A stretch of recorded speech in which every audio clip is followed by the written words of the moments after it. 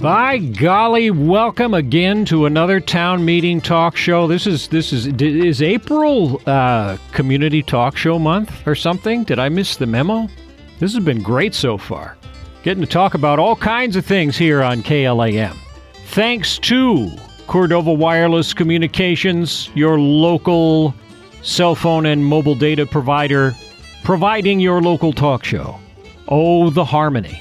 And an interesting program today about an interesting program. It's called the 100 Miles in May Challenge, which I'm sad to say I'd never heard of before, but is an annual tradition that's been going on for a while, supporting the Alaska-based Healthy Futures organization. This is an Alaskan youth-driven program, and in May they take advantage of the opportunity to model daily physical activity habits for entire families while also raising funds through pledges for their programs, which we'll learn all about in the show. We'll be talking with Harlow Robinson, who basically leads it these days, and he's somebody who came up through youth athletics. I mean, he could be a Cordova story. His origins are in Tok, but he's been here and really likes the community, as you'll hear during our conversation. And the gist of it for 100 Miles in May is that people log their activity miles online and can follow the results on a leaderboard if they choose. And the thing that's neat about it is that it often gets families and offices and groups of friends to compete. They have this database that can translate practically any activity into miles. Then through those pledges, they're able to gain funding for the Healthy Futures program, which literally helps tens of thousands of youth from all over Alaska, like 200 elementary schools, with physical activity goals. And they also support, I think it's over 100 different events statewide. So we're going to learn all about that today and hope you enjoy gaining some knowledge that could turn the month of May into something extra fun for you. The Town Meeting program brought to you by Cordova Wireless Communications. Harlow Robinson today on this Friday.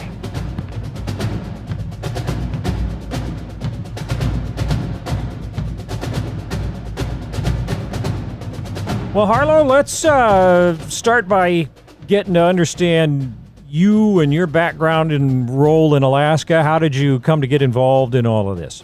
Yeah, well, hey, thanks, JR, for having me. I'm a lifelong Alaskan. I mean, grew up here in the small town of Trapper Creek in Talkeetna, which is not unlike Cordova. As a matter of fact, we traveled to Cordova for basketball games when I was in high school. And, I'm a product of the Alaska community at large, just growing up as an active kid and being involved in sports. And as I got older and saw an opportunity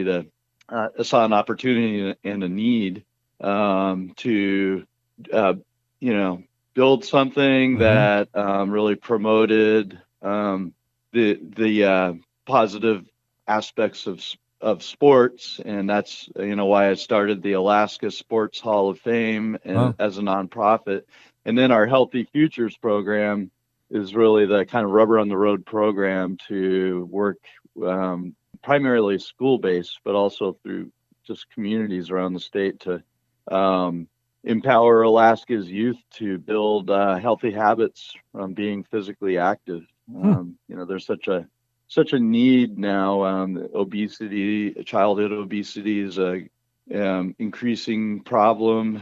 It's really a health epidemic in many places, and the issues around diabetes and other things. So that's just kind of the backstory on how we got where we are now. And Healthy Futures has been around now for 15 plus years, and so pretty much in every corner of the state. And it's just a way to really work on helping kids at a really young age build kind of foundational habits that hopefully they continue for their lives.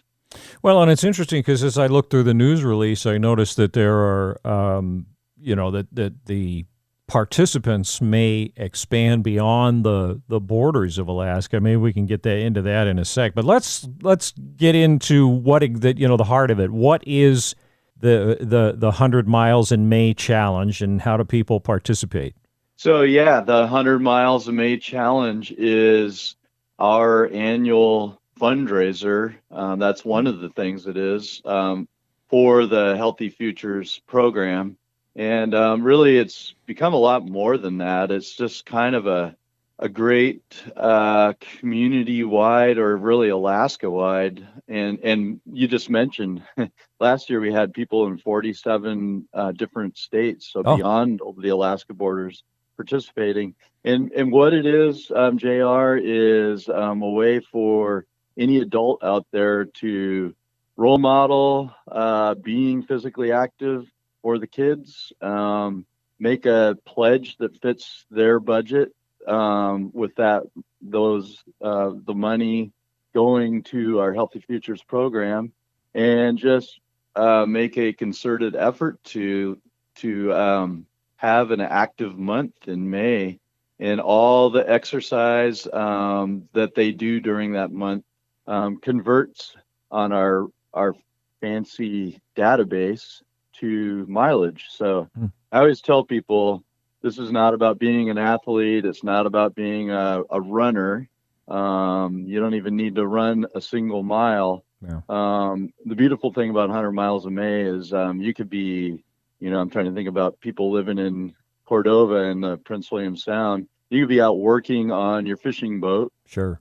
You could be landscape, working on your garden. You could be playing with your kids at the playground. Any of those things, you type them in on our database, type in your time total, and it magically gives you a mileage total. So pretty cool. And you can do it as an individual. You can do it as a group of friends, a family, your workplace. It can be a really fun wellness type of program that's really made to work for anybody. And how you said it's been in, your organization's been in place. This started back in 2013, if I remember. And how has it been going? Has it continued to grow? Or are people getting the message and participating? Yeah, every year it grows a little bit. It's, in my mind, it's the perfect kind of fundraiser. As everyone knows, there's a million fundraisers out there. A lot of them are, buy a table at some event, and silent auctions, and Right. all these, other kind of tried and true ways to raise money. And this one, we really love it just because it gives as well as it gets. It's kind of it's also sort of a self-help and a wellness thing. It's a way to bring people together. It's social.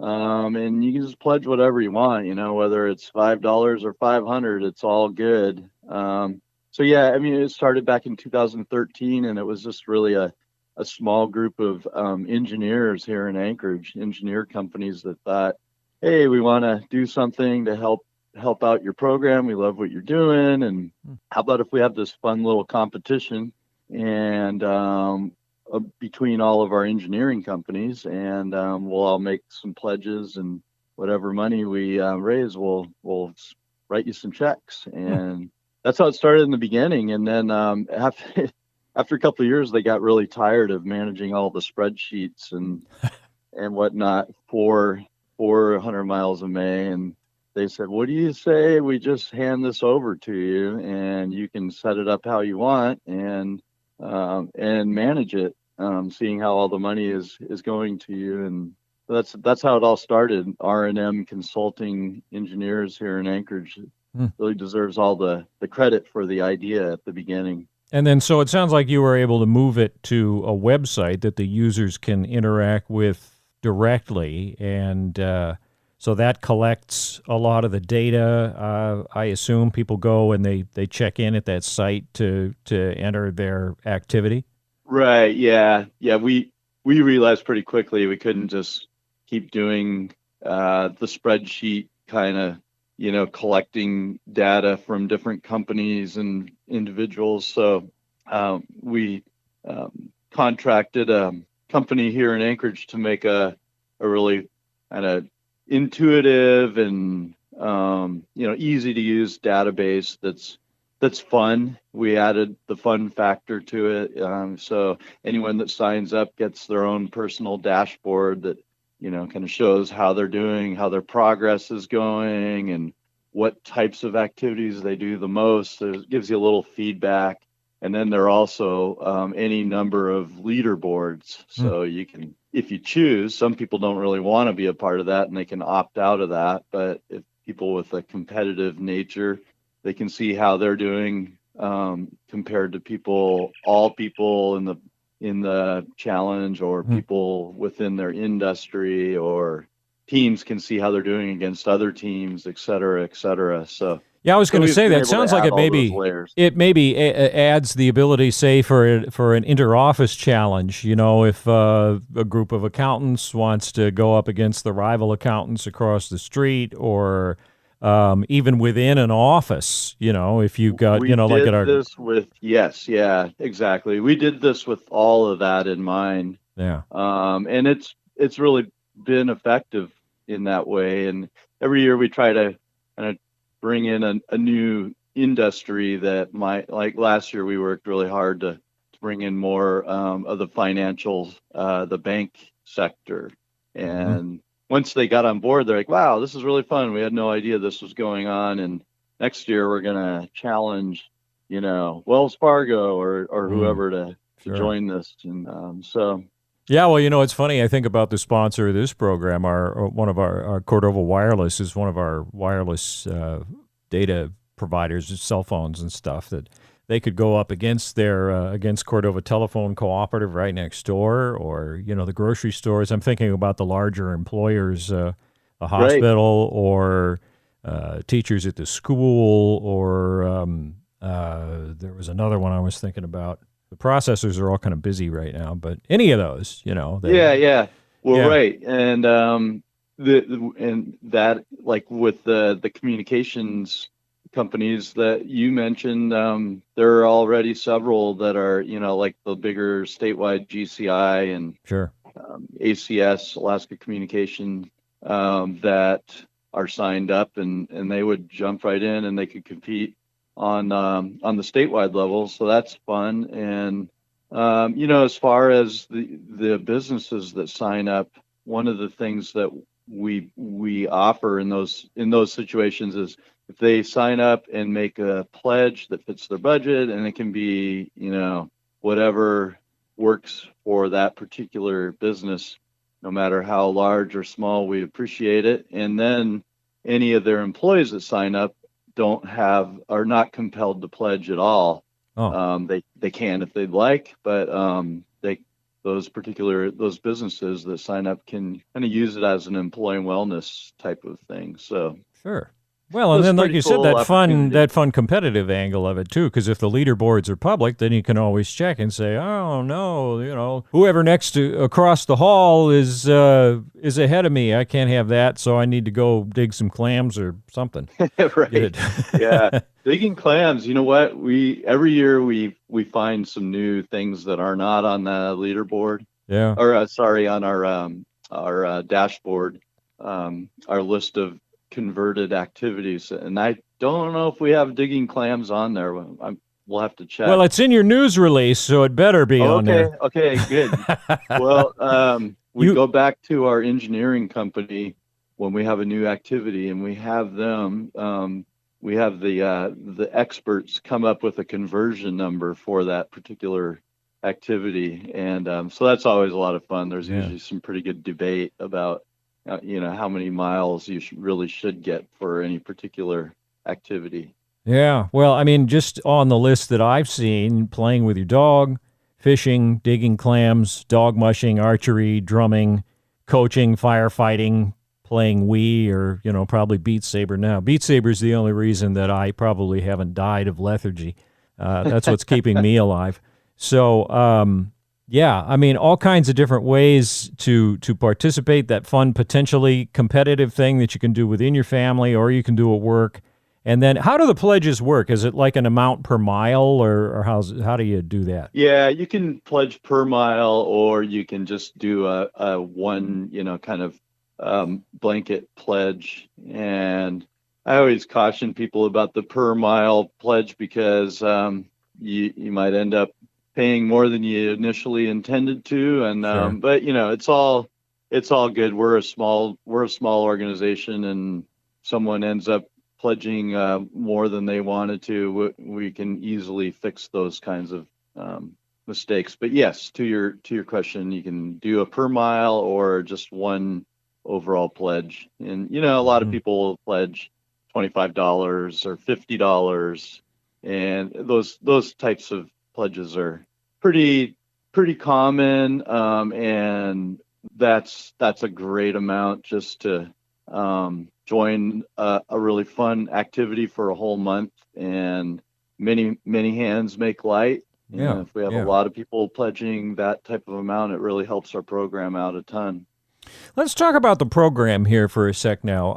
That once the funds are raised and they go into the Healthy Futures program, maybe some more of the nitty gritty of what actually happens on the ground with that. What would people's kids see in terms of opportunities, or just what is it that the Healthy Future does day to day?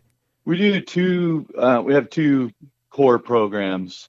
One is our activity log challenge, which is statewide.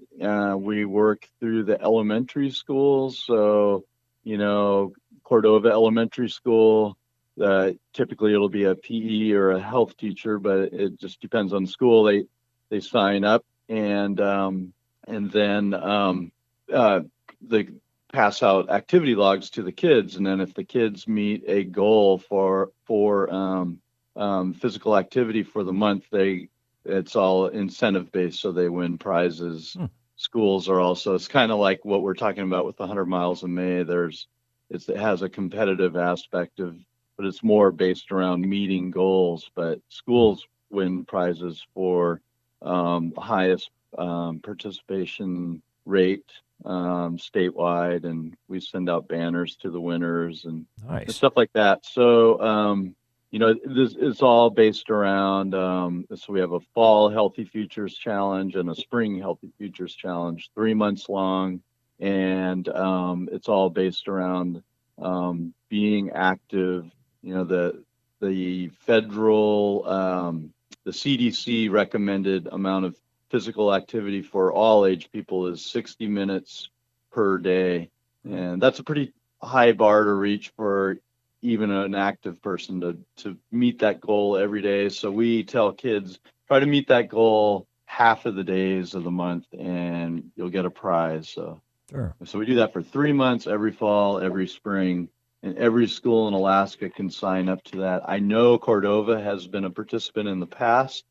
This is kind of looking at our spring challenge as we're talking to see if Cordova is currently signed up. If they're not, I hope I know Cordova has been a good partner in the past, and if they're not now, I hope they're back in the future.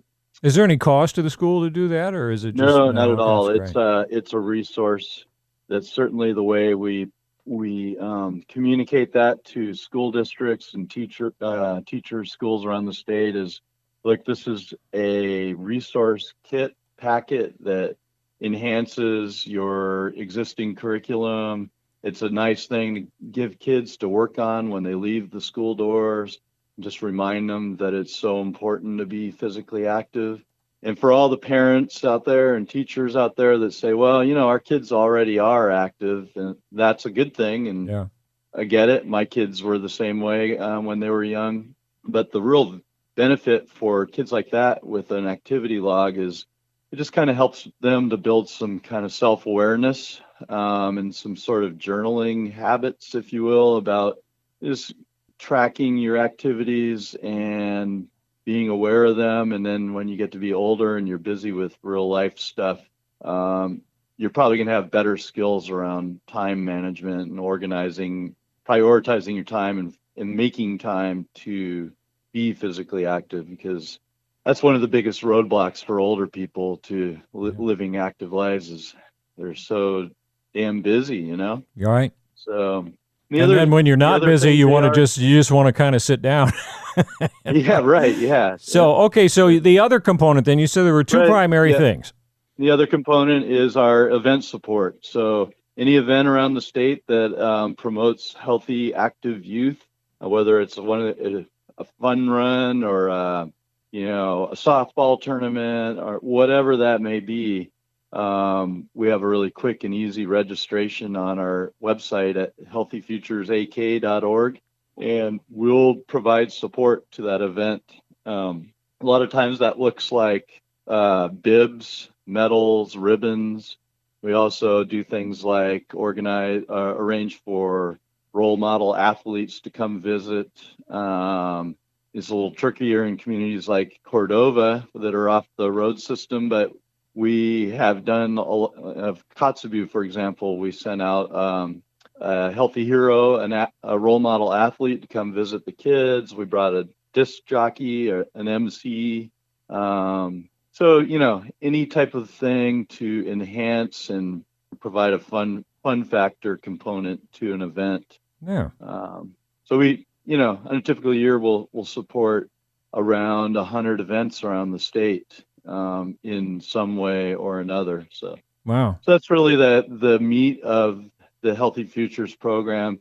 And the other thing I should add is that we have something called the Game Changer Fund, and we added that to our program a couple of years ago as a way to provide small grants to kids or groups, whether it's a team or a classroom, that are meet the criteria for being underserved. So, below the poverty line, and the money, it's a really quick, easy application, and the money they receive helps them with gear, registration costs, travel costs, whatever that may be, so that makes it easier for a kid to participate in sports or recreation interests that they may have. And sure.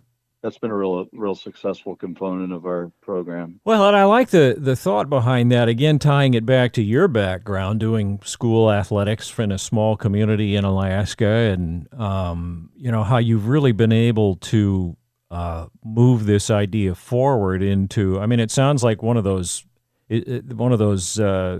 take something you love and make a job out of it, and then you don't even really feel like you're working that much. Is this your primary function, or is it something that you do kind of on the side? It's definitely my primary function, and you're right. It's some days I feel really fortunate. Some days I feel really stressed. Like running any business, it has its share of challenges, but you're absolutely right. It was a leap of faith at the beginning to get this going, and there were some struggles initially. There still are struggles. As we all know, the Alaska economy, it's oil dependent, and it's unpredictable, and a lot of our funding as a nonprofit kind of follows the trends of our statewide economy. So Right. It comes with its challenges, but it's certainly been really rewarding, and it's great to see the impact that we've been able to have.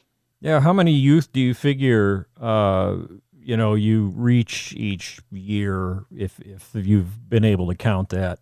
Yeah, we definitely track those types of numbers, and over 10,000 K through 6, kindergarten through 6th grade kids participate in our program on an average year.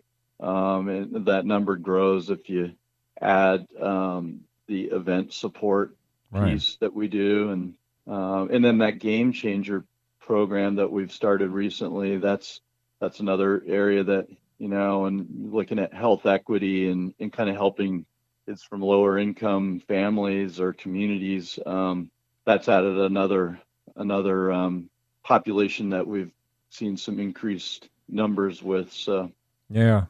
Are you too young to remember the Arco Jesse Owens games? I do remember those. Oh, good. I was pretty young when those were happening, but I do remember those. Yeah, it kind of reminds me of that. You used to. I I grew up in Fairbanks participating in that program for all the years I was eligible and then became a volunteer. And it was great to see, the kids from these villages all over the place for in the northern Alaska region. That's what our region was. And it was that same kind of thing. You had a funding source, ARCO in that case, that made it possible for kids that sometimes had never even been out of their village to come to Fairbanks. And if they did well at the regional meet, then they would make the national team and go to LA and see Disneyland. And I mean, we're not talking about that, here with yours, obviously, but the concept, the idea is the same, to provide these opportunities that, there just might not be another good way to do that. So really, congratulations on launching this and having it work. Has it been as successul as you hoped, or more so, or did it do what you wanted? Yeah. I guess I would say I feel like there's so much more to do. So I'm not satisfied in terms of where we'd like to be at some point, but really happy with how far we've come. And I got to mention Bonnie Sosa. She is the founder of Healthy Futures, and she was the first director. And we partnered in a lot of projects because at the same time I was getting the Alaska Sports Hall of Fame as an organization off the ground, and she unfortunately passed away unexpectedly, and so it was only because of that we took the Healthy Futures program under our wings. But I'm really happy that we were able to. It kind of honors her legacy as well, and her vision at the beginning. But JR, I guess I'd love to see this continue to grow. There's, I mentioned 10,000 Alaska youth participating. There's, that may be 20% of our total youth population. So that means there's 4 out of 5 that are not. And, we certainly feel like we have something that would benefit everyone that's growing up in Alaska right now. And yeah. You mentioned too. Let me ask you quick. We mentioned that when it comes to the 100 Miles in May challenge, that there have been participants in almost every state. Are those Alaskans that have migrated out, or are people spreading the word and encouraging their friends in other states? How has it reached beyond the borders of Alaska? I think primarily the way that's happening is, you're a family living in Cordova and you have aunt and uncle living in Nebraska or whatnot, as most Alaskans have connections that's, tentacles across the country. And this program it's real easy to sign up, and there's no limits on who does. And so all it takes is someone to send an invitation. So the way this works is you go on there, you build a team, and then you push a button that says invite others, and you can send an email to anyone you'd like to have jump in. And we don't care where you live. We think this is a good cause, whether you pledge a lot, a little, or even none. So that's how it happens. So it's usually family connections, I think. But through the course of that, we've had some pockets around the country and beyond. Actually, we've had people in countries like Norway, New Zealand, jump in and do this. And sometimes, to our surprise, we're like, well, how did that happen? Yeah. But, in this day and age with the internet and all the different ways we can get word out, I guess we shouldn't be too surprised. Yeah, and I noticed you mentioned how you were continuing to add activities. Welding is one of the ones you can convert into miles, and even giving birth. So to all the pregnant ladies, this would be the time to sign up and get even extra credit for what's to come. That's There's a little story behind that one. There's a trail race here in Anchorage in May, and it's kind of the big kickoff to the running season. And a couple of years ago, I was at the race and I ran into I was cornered by a woman who said, "Hey, she was clearly about to have a baby, and she said, "Hey, what's the deal? I noticed I'm doing the 100 miles of May, and I noticed there's nothing on there for, I don't get any point or any miles for delivering a baby. What's the deal with that?" And she put me on the spot in front of a large number of people. And so I fortunately have the power as the director to impact change. And I said, "We'll take care of that." And I said, "How does 50 miles sound?" And the women of the group kind of hemmed and hawed and said, "Okay, well, sounds fair enough." And who am I to contradict, right? That. You are a wise man to remain silent and say, "Yes, ma'am, that sounds great." Honestly, 50 miles is probably, it's the least we can do. So if you're expecting to deliver a baby during the month of May, you're halfway there. There you go. Just with the delivery. So. Well, this is it's really a fascinating program, and I'm glad. I mean, you guys reached out to us to do an announcement about it, which we look forward to doing. But to really dig in and learn more, particularly something that has grown out of a small Alaskan town. I mean, there are a lot of great stories about that. I think about here in Cordova, the branding, for example, for the Copper River salmon. A lot of that, if not all of it, I don't remember the precise history. That basically started here and has exploded in many ways. Copper River fleece, which of course is everywhere in Alaska, that started here. The lady that does the glacial mud products. I mean, we love to see success stories like that, where people that turn something that they care about into something bigger that can really be shared and paid forward in a lot of ways. Any of us that have been in sports have great appreciation for coaches and programs that brought us through, and you've really taken that somewhere. Now let's conclude here by emphasizing again the website, how people that want to participate in the 100 Miles in May Challenge do that. What do they do? Where do they go? The easiest way to do that is to go to healthyfuturesak.org and then just look for our 100 Miles in May tab button on our homepage, and that'll take you to the kind of the landing spot, and from there it's pretty straightforward.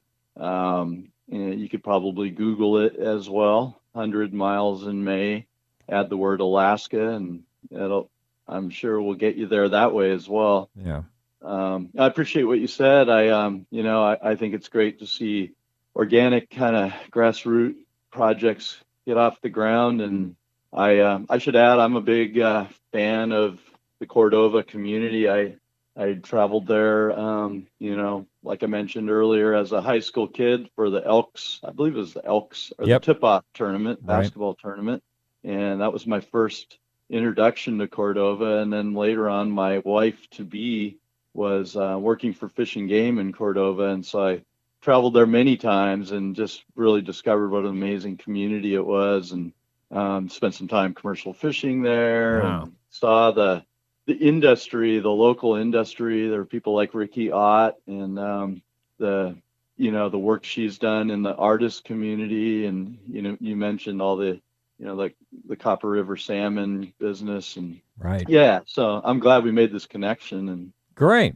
Well, and I hope people will jump on board because, literally, perhaps, because commercial fishing activity, I'm sure, would count as well. And we need to make sure that is accurately captured on our database. I'm glad we're talking about this now because, heck yeah. I mean, I think we should maybe make a distinction between seining and gill netting, perhaps. I don't know. I don't even know if our engineers are savvy enough to know how the mileage conversion would.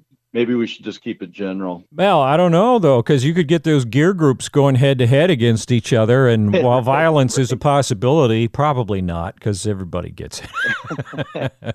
Yeah, but commercial fishing should Sure. certainly be on there. And if it's not, I'll make sure it is before May 1st. All right. Well, again, healthyfuturesak.org for anybody that's listening to the on-demand version of the show, which hits our YouTube channel after it plays on the air. I will get that link in the description of the video. And we certainly hope that it's another success for you, the 100 Miles in May challenge. And Harlow, it's been good to meet you, and thanks for giving us some time to learn more about this. Yeah, really good to talk with you, JR. Thanks for having me. And I hope we get a whole bunch of Cordova folks signed up. It's a lot of fun, and we have my coworker Shelly is the personal touch on all this. So, when people do sign up, if they're stuck or confused, have questions, Shelly is amazing at emailing or calling back. So we try to provide that personal touch. Good. Well, and again, sounds like a real good cause. Thanks again for the chat. You bet. Good to talk with you, JR. Thanks for having me.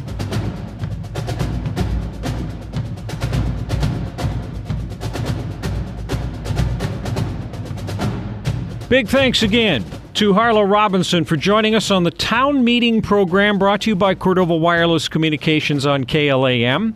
That website, by the way, healthyfuturesak.org, will be linked in the description of the YouTube version of this show. As has been the case for a number of years, we'll turn this essentially into a podcast, and which just means digitizing it and putting it on the internet. But we have our Cordova TV YouTube channel that Robbie created for us a number of years ago. It's been a great place to stash all this content, kind of in addition to making the show available on demand for anybody who missed it on the radio today. It also is a neat archive of everything that we've covered over the years, particularly back in the pandemic days.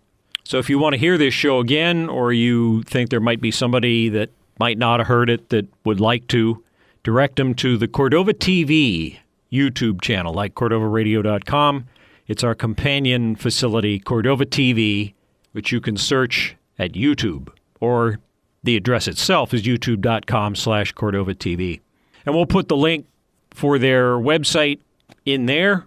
That's the best asset for getting involved or learning more, or whatever your preference is. And again, if you can turn this into, some friendly competition within the office or with your competition in the local marketplace, if the processors want to go head-to-head, or the grocery stores or the banks or anything like that, certainly sounds like a good cause that has benefited Cordovan kids if it isn't actively doing so now, and certainly could if somebody was interested in approaching Healthy Futures about the possibilities. Our thanks again to Cordova Wireless Communications.